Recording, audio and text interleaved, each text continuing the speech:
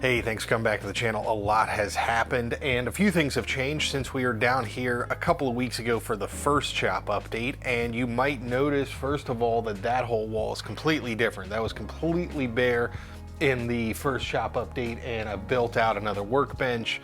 The founder's wall, which I talked about in the last video, is kind of up, and a couple of posters and things like that. And this desk here that I'm sitting at now has undergone quite a bit of change. It was kind of done, and then I worked with it for a while and then felt kind of claustrophobic because everything was on the desk and I didn't have any desk space left. Like pretty much immediately I was out of desk space. So we took it all back apart and framed in like a little shelf for the iMac to sit on, mounted the speakers, mounted my secondary monitors that I use with the iMac and to monitor this camera, and have made a lot of progress here. There's still a lot of progress to go. I need to come up with a solution for the battery backup and some of the rack network gear that's just sitting on the desk right now.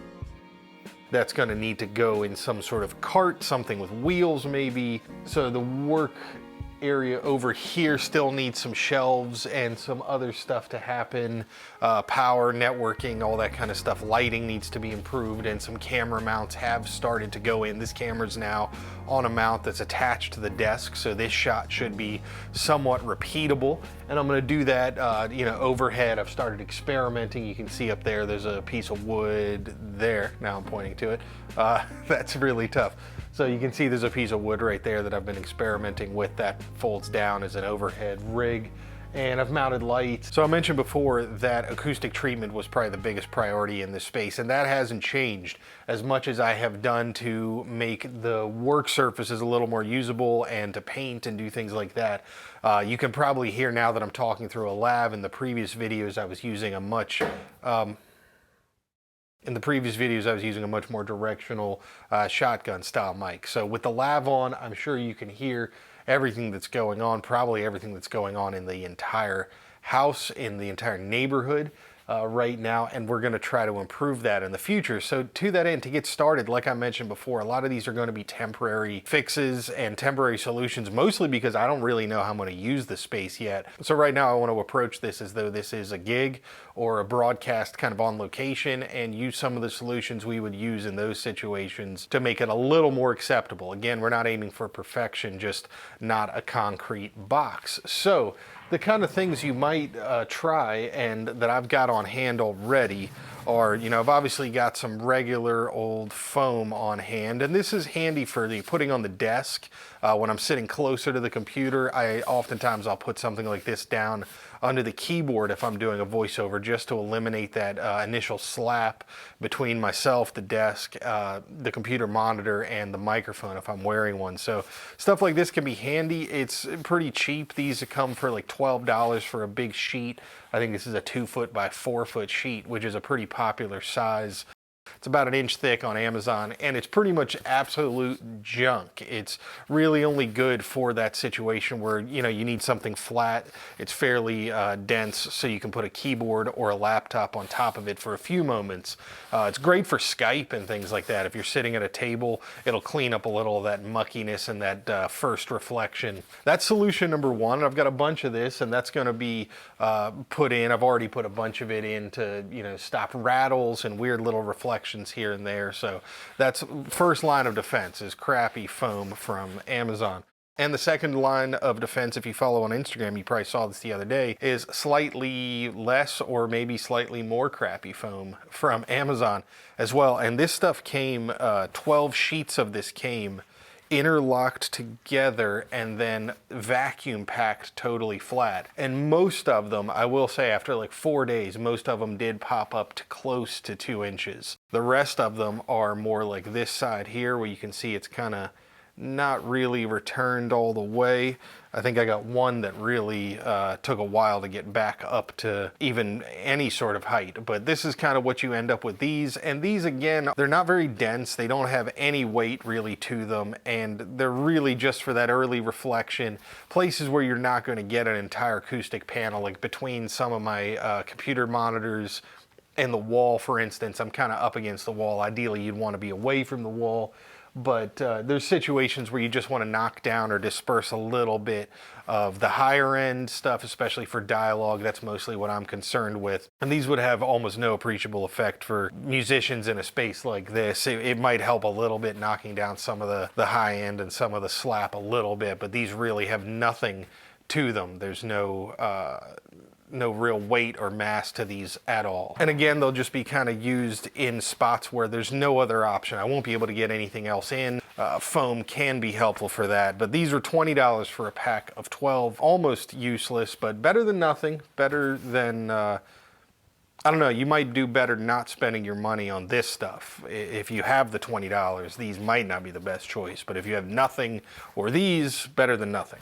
The choice that I will be favoring, and that does get used a lot in production environments and especially like mobile broadcast environments, are what look like and what essentially are simple moving blankets. And I've got one up on the wall right here that you'll see being put up earlier, and I've got another one right here, and this is the one that I've settled on. This one's from Stalwart, and these are really nice. Let me open it up and then I'll talk some more, because this is gonna crinkle like crazy in my lav mic.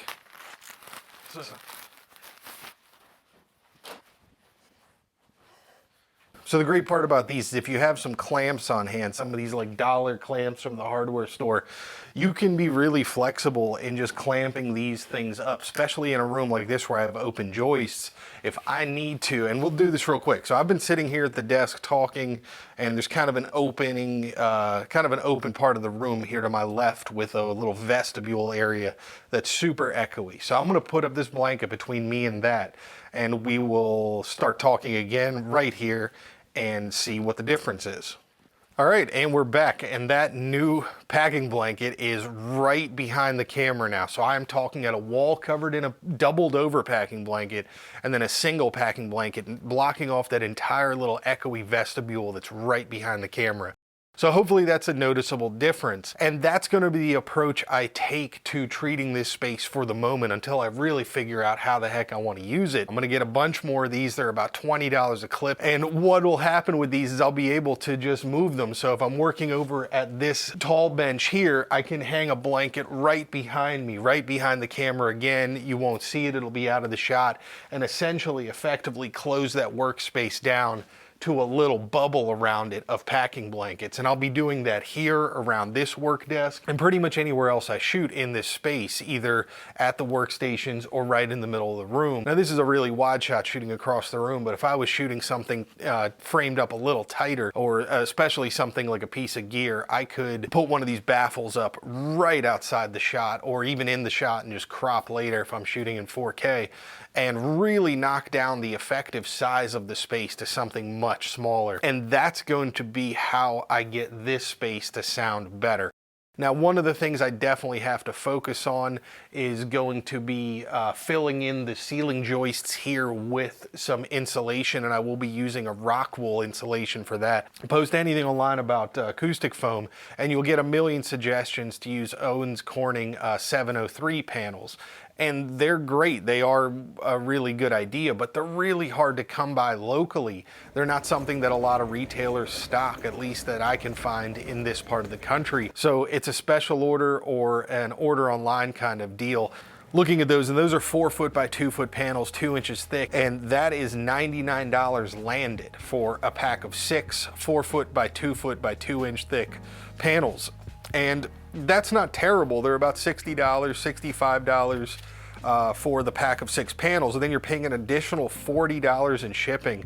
So it would be really nice to find a local dealer that has those shipped all in at once, and you go pick them up and save a little bit of that money. So I'm trying to find a local resource for those panels, but really the priority here is filling between these joists for me. The noise coming from the rest of the building into this room is much more of a concern, and you know, doing some acoustic treatment for dialogue work with a lav mic isn't quite the same thing as wanting to be able to track drum kits and guitars and full bands in here all at the same time, because that's not the point of this space. So this is a little different approach, but that Owens Corning 703 is an incredibly popular thing, you know, good and cheap, and it is until you you try to buy it and get it shipped to you, and then it almost doubles in price. That's a considerable investment for something that is definitely on the treating the room as opposed to knocking down any outside noise coming into the room. And obviously I'm not going to mitigate that entirely, and anybody that does mobile recordings, mobile broadcasting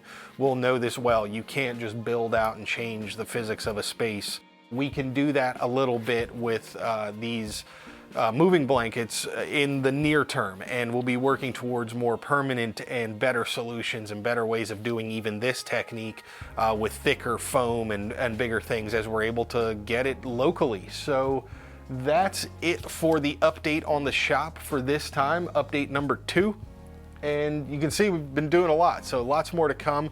I've got some cool videos. I'm working on a fun one on this guy right now, the Behringer Tube Ultra Gain Mic 100. This thing's been around for almost 20 years, so let me know down below if you've had one of these, and if you got any cool stories. I'll include it in the video next week or so. So that's it. See you next time.